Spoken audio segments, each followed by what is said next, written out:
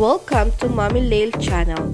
Dito, share ko sa inyo ang mommy moments, family stories, at daily life namin sa Egypt. Alhamdulillah, ang baby girl ko nakikijoy na rin sa mga sumasayaw. Dati mailap yan sa tao. Ito namang bunso ko, lagi na lang nakatayo. Ayaw makijoin sumayaw. Buti na lang itong mga bata na to marunong na rin makisalamuha sa iba.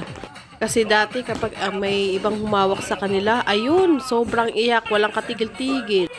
May magtataka sa inyo dyan kung bakit same na palaruan lang ang pinupuntahan namin. Ang kagandahan kasi dito, affordable na siya. At the same time, nakakapaglakad-lakad din ako. O diba, parang nag-exercise lang ang peg ko. Kasi nga halos 30 minutes din by walk to mula sa bahay. Kaya dinadala namin yung stroller para pag napagod yung mga bata, sasakay na lang sila. Ang dami kong kwento, no? Balik tayo sa anak ko. Ito, yan. Sige, sayaw lang ng sayaw, anak. Pagbutihan mo yan. Madalas pumupunta kami dito kapag weekdays lang kasi kapag weekends, ang daming tao tapos hindi rin naman makakapaglaro yung mga bata. Baka may mga suggestion kayo kung paano ko pa may improve yung pagbablog ko. Ito kasi ginagawa ko talagang libangan. Alam nyo kasi, pag mag-isa ka lang dito sa ibang bansa, ay nako, walang kausap.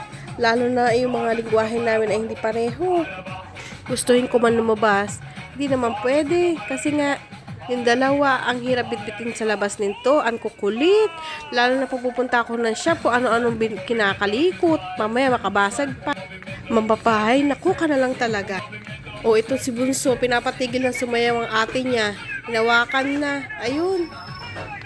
Si ate naman, sige, sayaw na sayaw. Ngiting-ngiti. Buti na lang si ate kahit paano, nakakasabay sa sayaw. Siguro iniisip na ni Bunso, ano ba, ang tagal naman ito matapos itong sayaw na to. Gusto ko nang umupo, nakakapagod, nakatayo lang ako eh.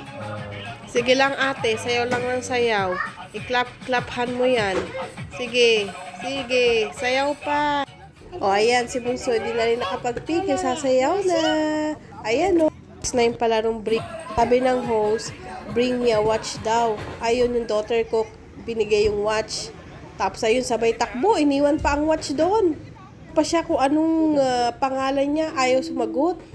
Ayaw talaga niya makipag-usap pag di niya kilala. Ayun, bumalik uli siya para kunin yung relo ko. Pagkakuha ng relo, takbo agad sa akin. Ikala mo naman, may gagawin. Ayan naman ang panibagong palaro nila. Sige, takbo mga bata. Sige, ishoot nyo lang ng ishoot.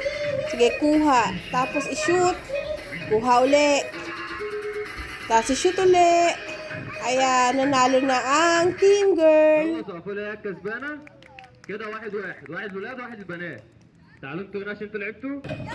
Ito naman ang susunod. Ayun, may mami sa likod ko.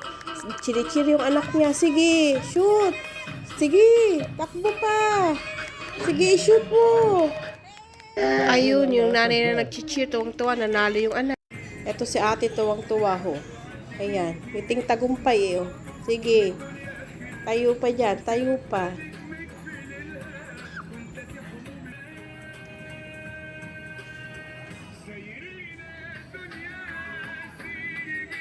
Ang paborito niyang laro, tumalon ng tumalon.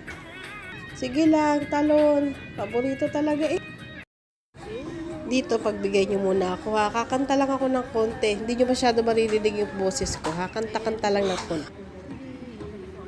Gusto ko sanang sakyan yan kasama yung dalawa. Kaso, yung bunso, baka maglilikot-likot pa dyan sa taas. Umiksena pa ako kasi sigaw. Nasakyan ko naman yan before. Kung kami palang dalawang mag-asawa. Iba talaga kapag wala pa kayong anak. Kahit ano, pwede nyo subukan mag-asawa. Pero sa ngayon, ayun, wala na. Totoo talaga ang sabi ng biyanan ko. Kapag may anak, hindi nyo na matatry ang mga gusto nyo itry. Kaya kapag kayo palang mag-asawa, itry nyo na ang gusto nyo itry. Kasi kapag may baby kayo, unahin yung kapakanan nila. Jump yan! Not!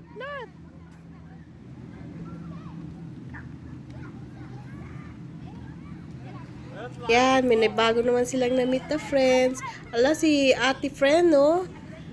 Binuhat si Bunso. Ayun, tuwan-tuwa. Alhamdulillah, hindi mailap. Tatuwa naman siya doon kay ate na, nagbuhat sa kanya. Oh, si ate friend, napagod yata pagbuhat kay Bunso. Ayun, si ate Mona naman, gusto rin magpabuhat. Nagpabuhat na, ayan. Sige Mona, akyat. Sige, kaya mo yan. Iakyat mo yan, Mona. Sige lang, Mona. Sige pa. I-try mo pa. Nabibigatan na sa inyo. Napagod na si ate friend. Ayun, sa wakas nakakyat si Mona. Oh, ayun. Sige, pose lang ng pose. Pose yan, Mona. Sige. Ayun. Ala. Ayun, bababa na naman siya. Hala, binuhat siya ni ate. Nakakapagod. Ano, ate friend? Ito naman si Bunso. Sige lang. Ayan, si Bunso. Gusto pa uli sana magpakargaw. Ayun, nagkatumba-tumba na. Nahiga na.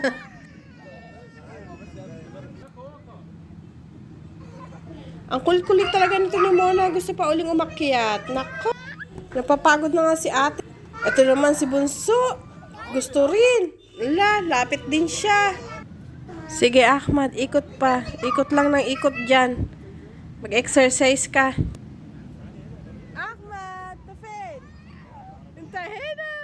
Tuwang-tuwa si Ahmad oh.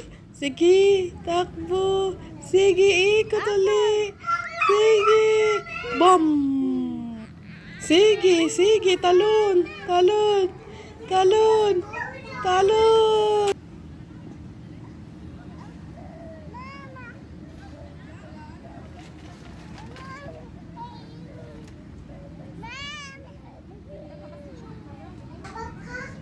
Sige, takbo pa, Ahmad. Sige, takbo. Sige, takbo. Ito, nagaya ng baba niya umuwi. Sige na, Ahmad. Bumaba ka na dyan. Ito si ate, sinusuotan si Bunso ng sapatos. Ayaw naman magpasuot ito ni Bunso. Ayun, nagalit na si ate. Ayan si Horse at saka si Camel. Gising na, hinto daw muna kami saglit dito. O, sige, Bunso, panuorin mo yan. Ito, palabas na kami. May mga coffee shop and grocery dyan. O, ang mag-aama ko. Nauna na kasi busy ako sa pag-video. Ayan, may white horse din dyan. Pwede kayong sumakay. Ang sweet-sweet naman ng mga baby ko. Yakap-yakap din pag may time. Ayan si ate umakyat na. Tinutulungan si Bunso umakyat din. Eto, ang bagal eh. Sige na Bunso, akyat. Sige Bunso, kaya mo yan. Ayan, oh, nagbabay pa. Ayan, holding hands na lang daw sila, oh.